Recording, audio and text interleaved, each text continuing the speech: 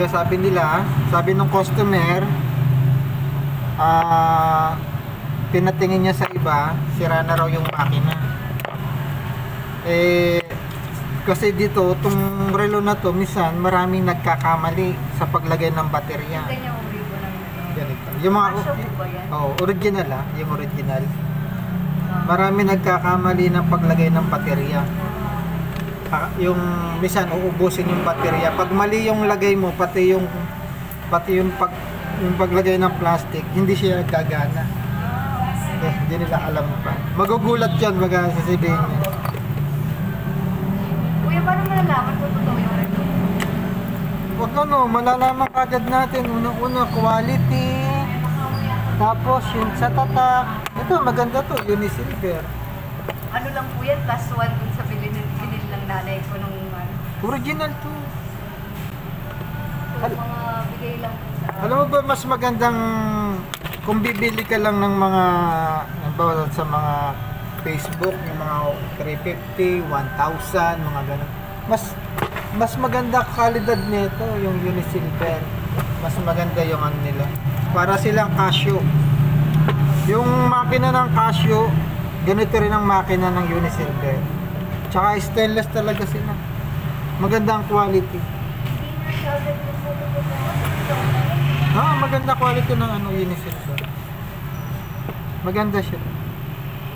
Parang ako, sa ano ko lang parang kalidad niya yung ng Casio. Pati, same sila ng makina. Ito medyo malabo na yung salamin. basta lahat ng nangyari na dyan.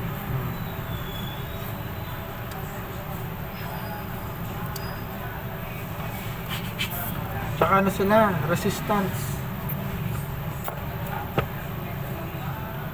Meron palang nakahulog dito Bali yung number 10 mo. Ito. Yung number 10. Ito. Diba? Ito 8, 9. Yung pang 10 niya. Wala. Ano siya? Tanggal yung dikit. Wala kung nasaan. Ito. Buti nakita. Dikit pa naman. Dikit natin. Ano lang po? Parang may diba na? Hindi. Ano siya? Epoxy. Hindi pwedeng maitiban. Ang maitiban kasi pag pinadikit mo yan, mamumuti yung salamin. Puputi yung loob ng salamin. Tsaka titigas lang yung pandikit mo. Hindi siya advisable na pandikit sa mga 25 years dito sa Sindalan po. Oo, Sindalan. Sabi. Nandito po ako nag-aaral ng elementary. Oo, yung mga anak ko, 28 years old na siya, diyan siya nag-elementary. Sundo, ko pa siya nung maliit pa. 3 yun Yung panganay ko, 28 na. O di, nung elementary sila, ako nagsusundo. Kung rin, lagi talaga sinasabi ng tatay ko. Rafi, Kuya Rafi po ba? Oo, Rafi. Kaya lahat po kahit kapag nagpapabawas kami, dito namin.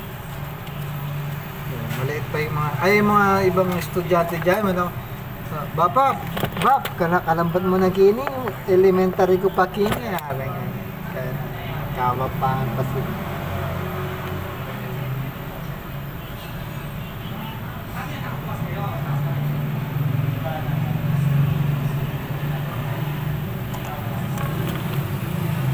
Kaya nakaipon na rin tayo ng mga customer dito. Suki, oo. Anong pinakamagandang brand ng Relo? ng relo? Maraming magagandang brand. Kaya lang, habang gumaganda ang brand, pataas naman ang presyo. Yung mga courses talaga bibili na. May fossil naman kasi, branded naman din yan. Tapos, may 7,000, may 12,000. Depende rin sa model. Seiko, ganun din. Seiko, mahal na rin ang Seiko ngayon. Yung ibang automatic ngayon, nasa 8,000, 9,000. Pero ito, maganda to. mura siya pero quality. Kumbaga sa ano, so pagtitipid mo, saan ka sa quality, tsaka mura. Ito. Siya, dami nga napepik sa mga online. Mahal pa nga dito. Samantalan to, mura, maganda. Maraming ano, magagandang relo, kaya lang mahal.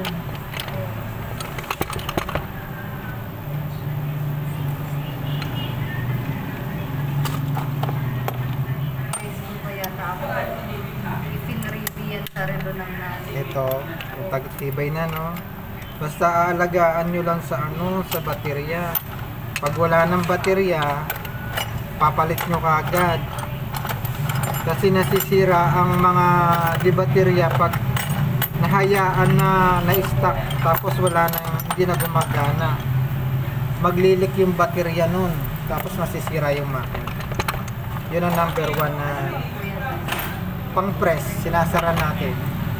Hindi siya kaya ng kamay na isara, kailangan mo siya ng special tools para maisara siya.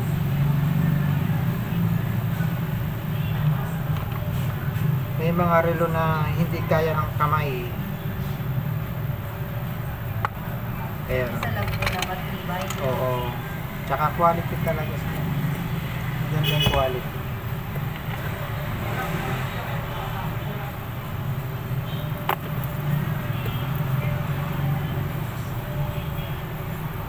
Kayo po yung nagbawas na eh. Dati. Pamataan ko pa. Oo. Kahit yung isa po na nirigata sa akin, kaya yung nagbawas. At hindi ko alam na ang relo pala, merong degree yung kanyang button sa gilid. Oo. Sa inyo ko lang po nalaman dahil nga may araw yung isang relo.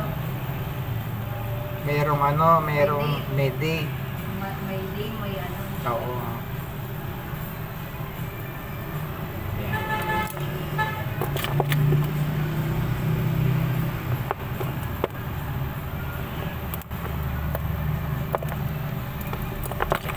Natago ko nga po yung mga ano eh, sobra. Oo. Just in case lang na tumaba ako. Oo, kasi minsan mahirap maghanap ng mga ano, pandagdag. Kaya dapat talaga pagka may pinabawas na relo, minsan pinipilit ko sa customer yun. Yung iba iniiwan, ay hindi po dalhin nyo. Kasi importante po yan pagka tumaba kayo or pinamigay nyo sa medyo malaki ang kamay, malaki ang wrist. Hindi kayo mahirapan maghanap. Pareho po sila ng size ng battery. O mas malaki. Yung isa, 377 mas makapal. Itong isa naman, 621 medyo manipis. Hindi mo siya pwedeng pagpalitin ng ano, ng baterya. Kasi magkaiba sila ng kapal.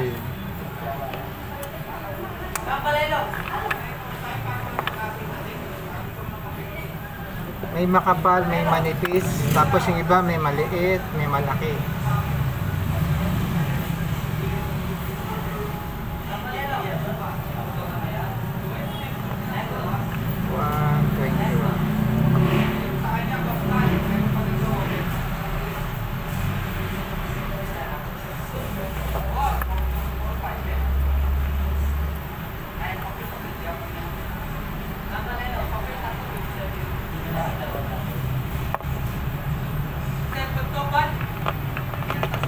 Pero alam ko po ito, napadagdag ko lang sa size. Nabawas ko, tapos napadagdag. Dagdag, o tumaba ka na.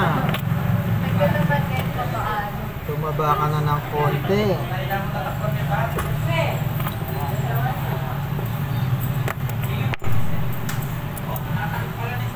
Pero totoo siya, maliit pa. Pero sakto lang po sa Sakto akin. lang.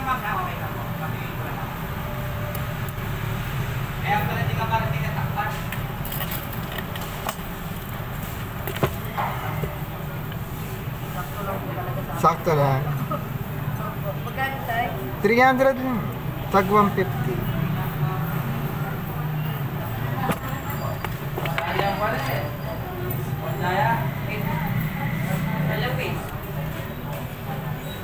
Paano po maiwasan yung mga ganito-ganito pag nababasa? Ano yun? Yung mga nagaganyan na pagka. Ay, hindi. Nangungupas talaga siya. Pagdating ng panahon. Oo. Kasi yung gold-plated, ano lang yan, kumbaga tubog. After nun, mag-fade talaga siya.